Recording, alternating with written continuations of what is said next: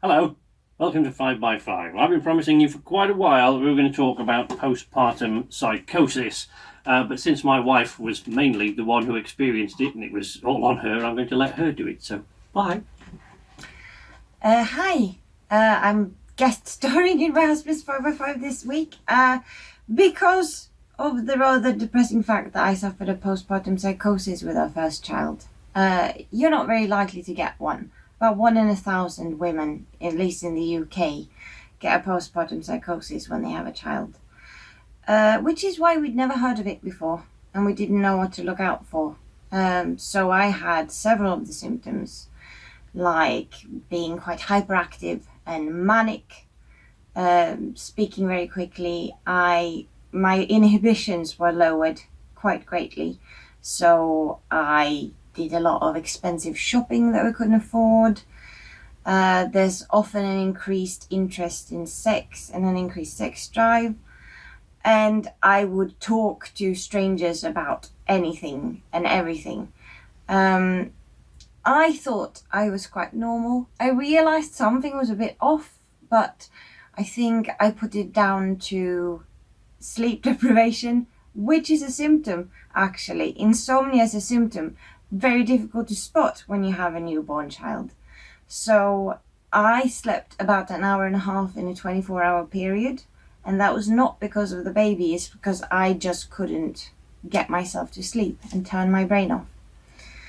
An important thing that my husband has pointed out as well is that it's not a postnatal depression. It's not the same thing. About 1 in 8 women in the UK are going to have a postnatal depression, and it is much more common. Not that it's not a serious thing, but it's something that people are much more aware of and look out for. You can also get hallucinations, auditory and visual. I got a bit of an auditory thing, but I didn't really suffer anything dreadful.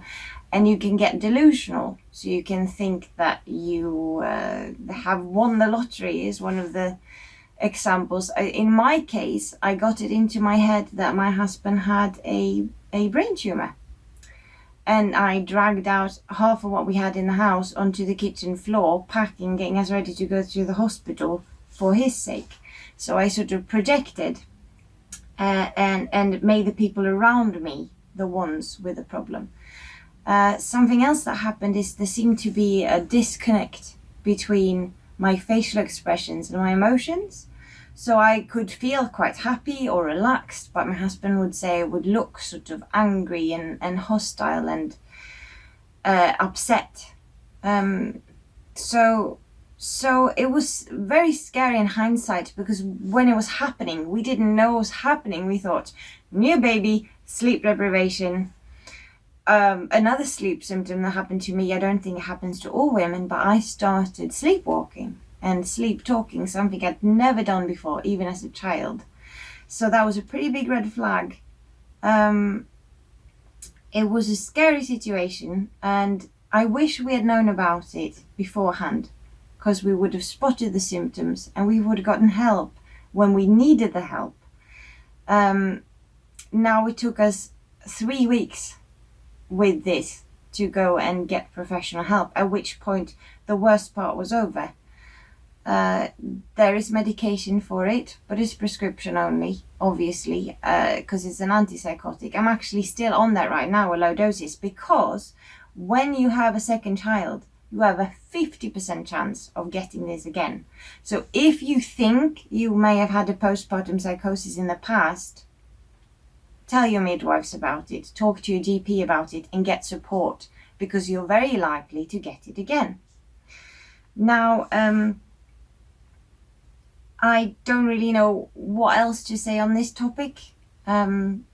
I wish I had spoken more about it when it happened, but as with many mental health problems, there's this stigma and you get sort of scared. You don't want to tell people, you're thinking they'll think I'm crazy, they won't want me around their children, they'll take my child away from me.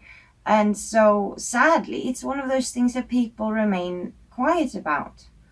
And so I guess that's why I'm very glad that my husband's taking this opportunity for us to get this out there on his channel, and and reach other people with this important information. Goodbye.